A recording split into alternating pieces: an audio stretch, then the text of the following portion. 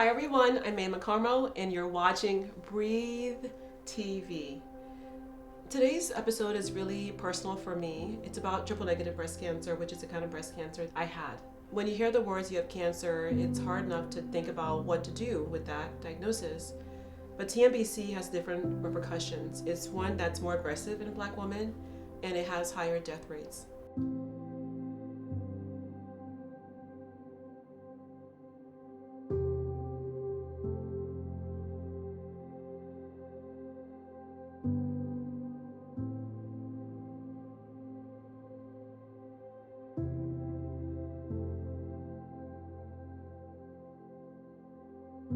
When I learned I had breast cancer, there was no treatment targeting my kind of breast cancer. So imagine being 31 years old, finding a lump, being dismissed and delayed in treatment, and then finding out you have the one that's most aggressive, that's untargeted by treatment. It was a scary journey, but one that propelled me into my purpose. And so I'm glad to be able to be here with you today for this really special episode with two other women who are also TNBC advocates, Sanita and Keisha. I wanted to share meditation that I use a lot. And I want to have you repeat after me when I say these words. So close your eyes and start with I embody love. I embody love. I embody light. I embody light. I embody peace. I embody peace. I am grounded. I am grounded. My breath is calm. My breath is calm. I am in my breath. I am in my breath. I am here. I am here. I am alive. I am alive. Yes, that's so beautiful. I hope you all felt that energy.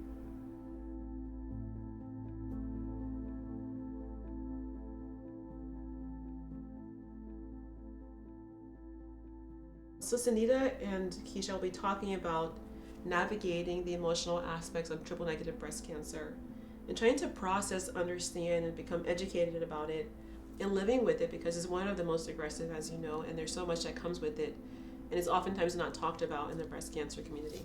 So welcome Sanita and welcome Keisha. Sanita and Keisha are also Tigerlily angel advocates, and they've given their time to learn more about breast cancer, to understand it, and to go back in the communities and give back to those who are needing to learn about ways to end disparities for Black and brown women. I'll start with Sanita. You know, when you first hear the words you have breast cancer, there's so much to understand, right? You're like, well, you think there's just one, then you realize there's more than one. How did they explain to you about triple negative breast cancer and what it would mean for your life? I actually had two diagnoses, and so when I first heard about triple negative, I heard that it was an aggressive form. It was a shock to me because I didn't know that triple negative was something that a lot of women of color actually do get. And then knowing that this type of breast cancer did not have as many treatment options, that was also something that was very scary to me. What year were you diagnosed? I was diagnosed in 2020, like 2 weeks before my birthday. So it was something that, I didn't expect. And even sometimes today, I couldn't imagine in a million years that this would have happened to me, because I don't have a history in my family. I didn't know anyone who had been diagnosed in my immediate family. Wow, how old were you? I was 37 and 2 weeks before turning 38. How did you find your lump? I was in the shower one day and I was just doing a self breast exam and I found my lump, and I was very, nervous about it, and I kind of brushed it off, just thinking that it could be just like a cyst or something, just because women in my age group don't typically, get breast cancer. So I didn't go right away. I actually waited. I was just very scared to go for a long time, but I ended up going after I ended up seeing a woman on television. It was actually the Ellen show that I was watching. It was also Breast Cancer Awareness Month. I ended up making the call to my gynecologist just to set up my annual pap smear. But then I also let her know that I would like to do like a breast exam as well. I want to go back to what you said. It was really important. You went because you saw someone who looked like you on TV that made you think this could be, in fact, something that's not a good thing, right? It could be cancer. And we don't often see ourselves represented in the media, like Black women, that we can get breast cancer, or women who are young and or Black or both. And so representation does matter in so many ways, right? Because it did happen to you. And since then, you've been really busy using your voice to make a difference and getting involved in advocacy. So it's really important.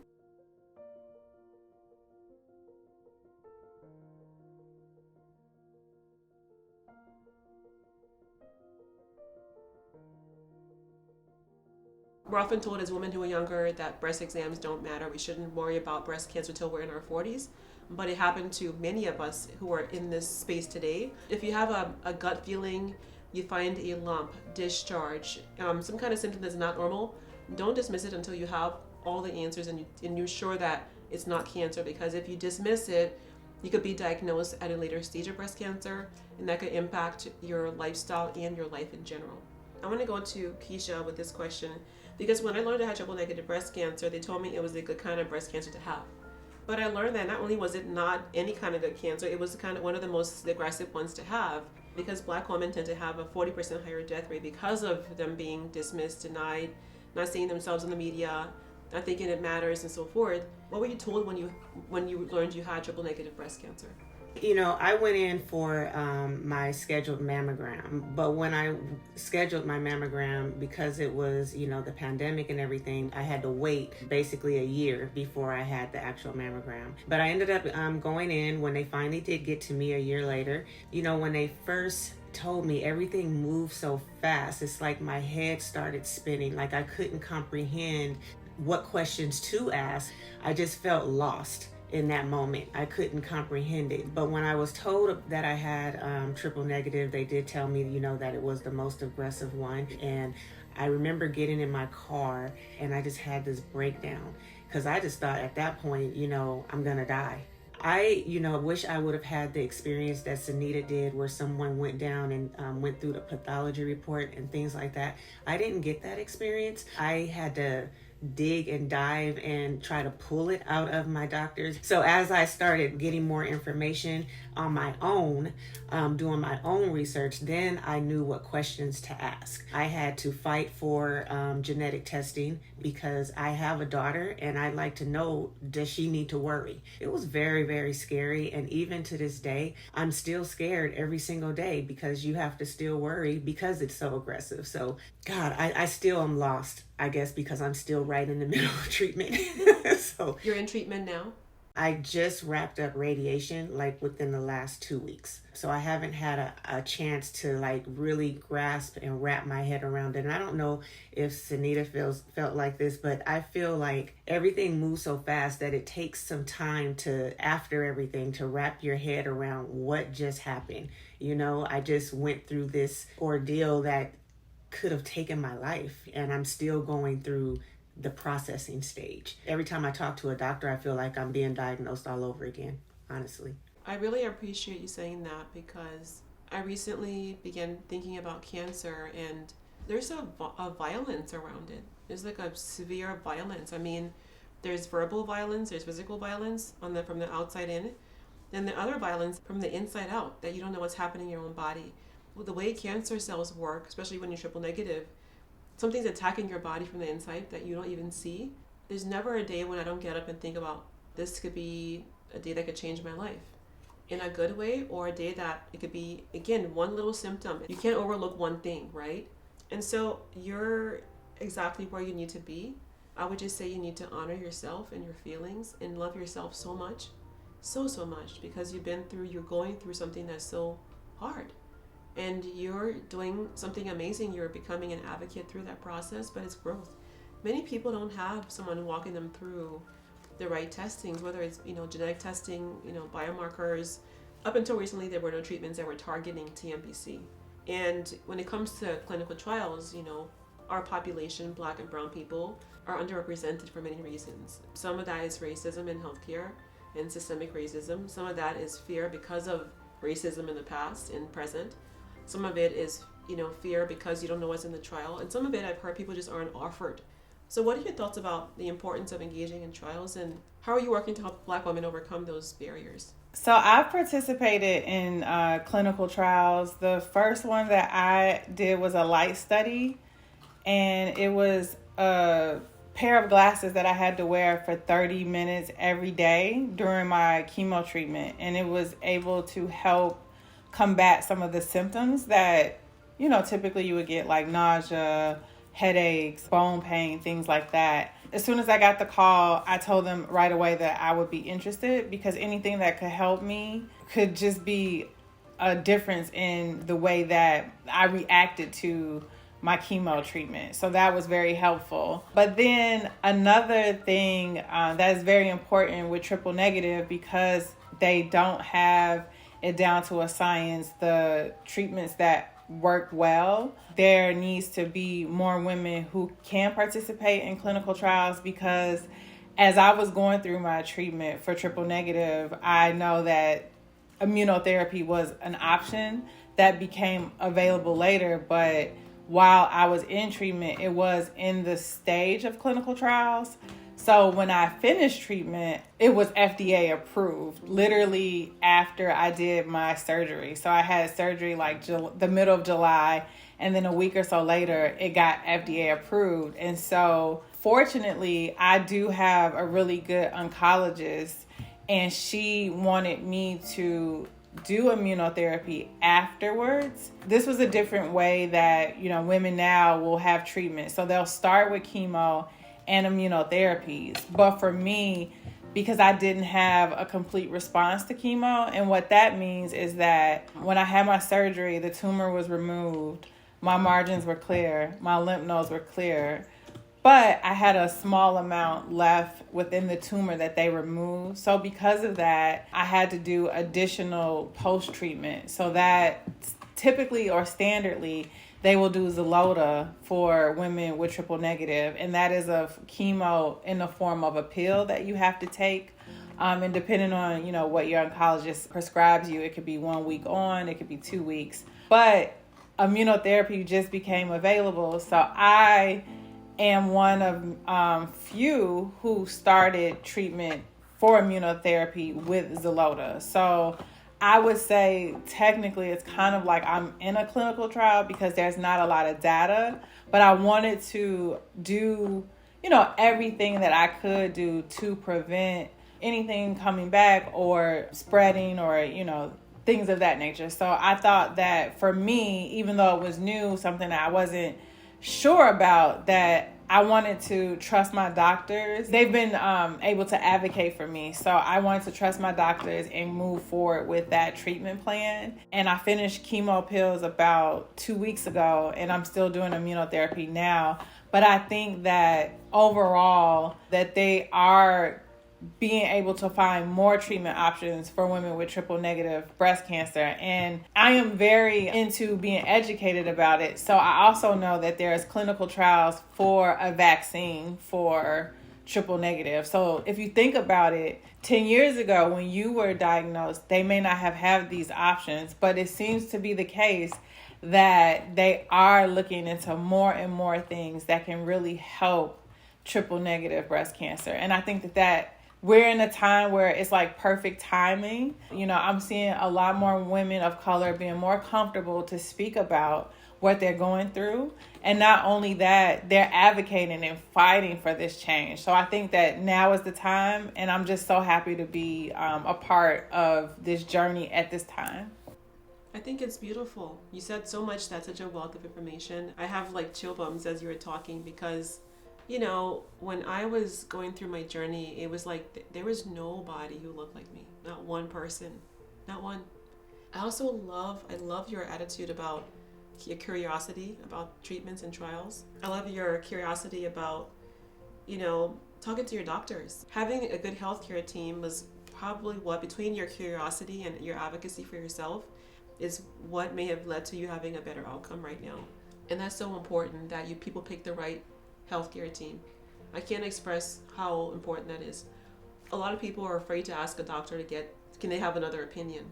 But your doctor works for you. You hire them and you can fire them. A good doctor should not be upset that you're asking for other opinions. They should be happy you're asking for other opinions because they want you to have the best information to make the best treatment decisions to have the best outcome. Especially because Black women oftentimes don't get those questions or don't get asked certain things. And you had a really good healthcare team, which should be optimal for all, right? So Keisha, talk about what your thoughts are around clinical trials, what you know, what you believe, and the importance of them for Black women, especially when it comes to triple negative breast cancer. When I started, my process, I started hearing, about the trials. And it wasn't until I was taking my Tigerlily angel training that I really was able to dive into what they are, why they're so important, what they mean to women of Black and brown backgrounds. Because I was in the midst of treatment, I started just inquiring. And when I inquired, they were so happy, to hear that I was, a willing participant, and I was scared, honestly, because I didn't know what that meant for me. I know for me, I asked them, well, what happens if it doesn't work? Like what does that mean for me? I'm helping others, but what about me? And I was selfish in that moment, but I was assured that they would watch me even more closely because, I'm in this trial. And so I did have an opportunity to be in a trial to determine whether or not radiation wouldn't be needed for someone with triple negative breast cancer that had a complete positive outcome from chemotherapy. So when they did the surgery, I didn't qualify to move forward because my lymph nodes didn't spread to more than the 3, so I didn't move forward. But I was glad that I did it because, one, it felt like the opportunity to give someone behind me a chance at, living longer, or not having to go through all of these extra steps, that I had to go through, trying to find the right path for them. This is affecting women so young. And while I consider myself young, all I could think about is that I have a daughter in that age bracket. I just never knew that it was affecting so many young Black and brown women. I just didn't. And that just hit me hard. And I said I wanted to do whatever I could and still want to do whatever I can to make sure that I can, ensure that they have the proper treatment, that I've gone through, the trials and all this so that they can have an opportunity for a longer life. And so I'm all for it. And I talk about it all the time. If there's any trials, you jump in one, so because you just never know who you can be helping and it can be helping you as well. So I'm all for them.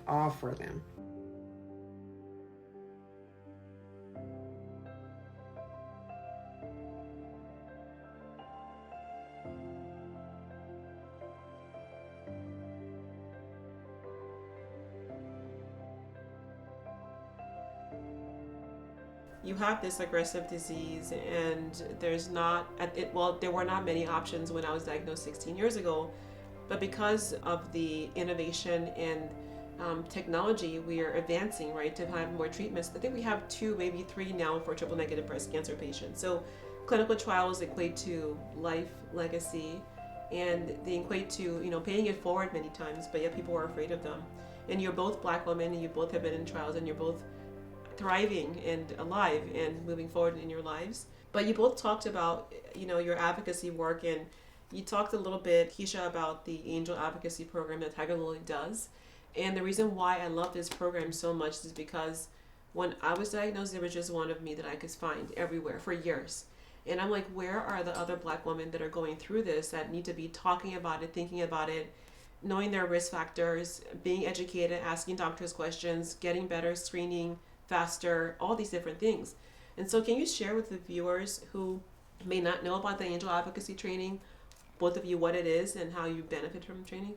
My experience with the training is that because I didn't know a lot about, breast cancer at all, even though I had it, I learned so much about my own diagnosis and more questions to ask, as well as about clinical trials, the different types of breast cancer, the genetic aspect of it. You know, there's so much more than just being diagnosed with cancer. There's so many things that you need to know so that you can advocate for yourself. It's just like something like we should go to school for. Like we should just know it. You know how they had sex education in school? I really believe for young women, they should have breast education and know what it is that they're supposed to be looking for at a young age. I know in my family, we didn't talk about our bodies. We didn't talk about breast exams. I mean, I know for me, when I started my cycle, it was hard to even tell someone. I was ashamed almost, you know? And because of that, when I went through the training, it enlightened me so much on so many different things that I needed to know about my health, so that I can give back to others. So I am so thankful for it, because even, you know, at my age, I didn't know those things. And, you know, I learned so much, such valuable information. I still go through the little cards all the time that they send because I want to know. And, you know, when I go to my doctor, she asks me, where are you getting your information? And so I told her, I said, I've joined a group and they've been great. And she was so thankful. I can't remember exactly what it was, but it was something that she didn't know. And I couldn't believe it, you know? So I thought that was amazing. Wow. This is amazing to me, because it's the power also, because doctors think they know everything, and many know a lot of things, but they don't always know your lived experiences or things that we find, because we are hungry for knowledge to save our lives. So you taught her something that she didn't know before. That's really amazing. Sanita, what was your experience with the angel advocacy training? What I do like about that angel advocacy program is that, to Keisha's point, there's so much education. It's almost like breast cancer 101, which is really great. It's scary, you know, for someone who's going through it. But once you get the information, it's not as scary as anymore, because you're well equipped with what you need to know about your diagnosis.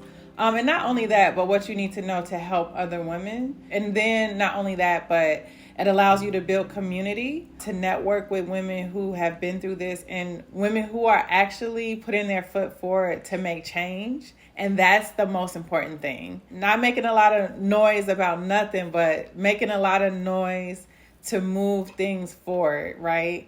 In advocacy, in policy change. And not only that, but just I've sat on panels, discussions with like big drug companies to make sure that we're making impact in the community. You know, one thing that I really love was the inclusion pledge, making sure that biases are not, you know, continuing on in the healthcare community, which is really important, because if we break down the biases, the stereotypes, things like that, then we're able to help much more women.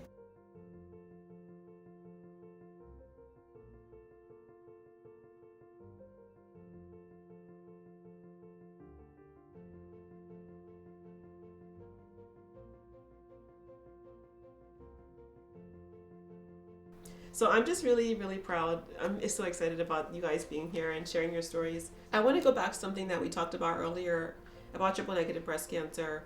We know that Black women tend to have more aggressive breast cancers, like triple negative. We know that we tend to have delays sometimes between getting diagnosed because we're afraid or there's lack of access.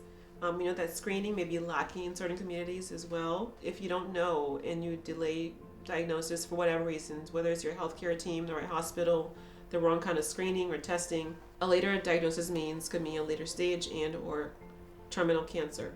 What are your thoughts about including risk assessments for higher risk patients, like people who maybe have TNBC, as part of the screening guidelines, that's part of a policy? I never could understand why the screening process was set up the way that it was. I just think that everyone that wants to get a mammogram should have one. If my mom had breast cancer, then I should be able to start getting, mammograms regardless of what type she had, because there's a possibility that it could happen, because she had it, and I know it's not in my DNA, but that doesn't mean anything. It should still be history. It should be based on history. When there's money involved and they can save money on, treatments and things like that, it's very difficult. And I don't, that's part of my frustration with it all, because so many people can be saved early on, when they feel something.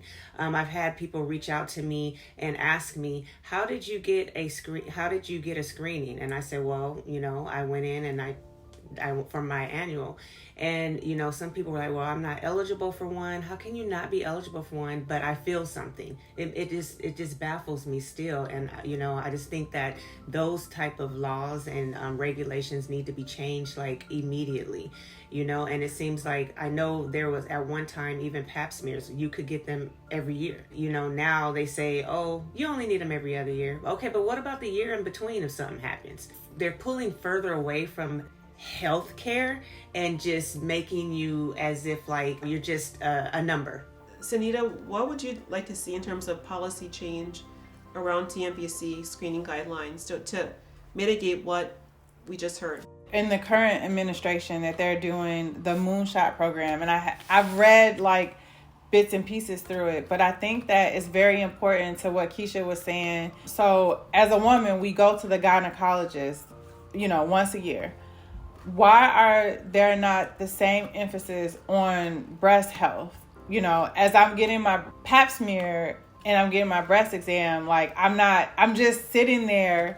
No one's talking to me about my breast health. They're always talking, about the gynecology appointment, but no one ever talks to me about like my breast ever. So I think that there needs to be more education to patients about that, especially if we're going once a year. But in addition to that, because there's so many women who are being diagnosed younger, I think that the age needs to be lowered, because if you're under 40, the most way that you're ever going to find out that you have a diagnosis is that if you have a symptom. And so that, to me, is not preventative care. That is reactionary care. So if we're going to be diagnosed as a reaction, I think that needs to change. And I think that the age needs to be lowered to get screening, so that women who do get diagnosed with triple negative breast cancer, then they have more of a chance to get ahead, so that it isn't a diagnosis at a later stage. And then just in general for triple negative breast cancer, I think that, to Keisha's point, you shouldn't have to dig around and go through a pathology report. I think it's something that should be told to patients up front. And even if you don't have a triple negative diagnosis, I think that we just need to be more educated on all the different types so that we are aware. And then the more aware that we are, I think that the easier the conversation is. I think the stigma around actually going to get the diagnosis could be a little bit more relief for women, so that they are empowered and more confident to go and check up on their body and to get ahead of everything. I agree. How would you advise somebody who's just gotten diagnosed, Sanita, about how to navigate a triple negative breast cancer diagnosis? For someone who's just diagnosed, I definitely would tell them, to make sure that you get a second opinion. I was diagnosed with a different type of breast cancer. At first, I was diagnosed with metaplastic, which is a form of triple negative, but it's a 1%.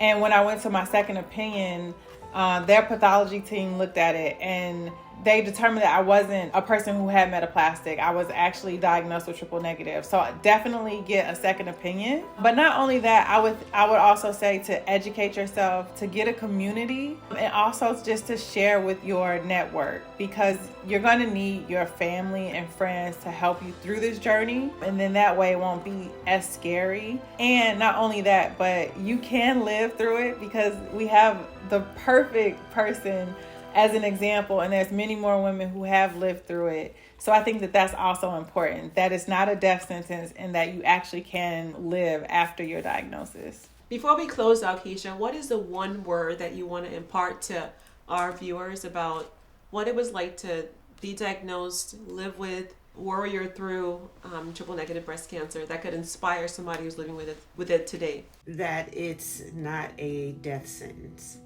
and to continue to fight for yourself, Continue to advocate for yourself with your doctors.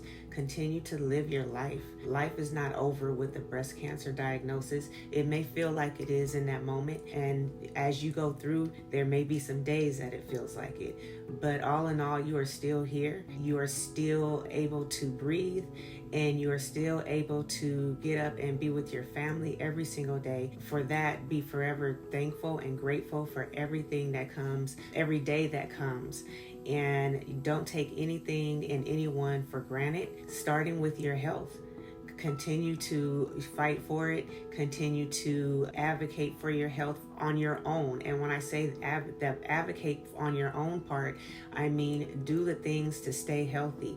Walk every day, exercise, eat right, drink water. If you weren't doing those things before, let this be your wake-up call to take control of you. Beautiful. So you heard it from their mouths. Live your health. Live in a way that can empower your health in your lifestyle journey. Don't take any moment for granted. Live in the present. It's really important to live now, even though you're scared or not sure. Every moment that you're living and breathing matters. When we all had heard the words, you have breast cancer, it was scary as hell. We're not gonna lie, right? But you have to learn to live in the moment, be where you are, and learn to thrive in each moment, because no moment's promised after this one. This moment that we have right now is all that we have. We really appreciate you all being with us today on this episode of Breathe TV. Thanks for being our amazing guest today, for sharing your stories, for inspiring all of our viewers, and thanks for watching Breathe TV. Until next time, live your best life. We love you, and bye for now.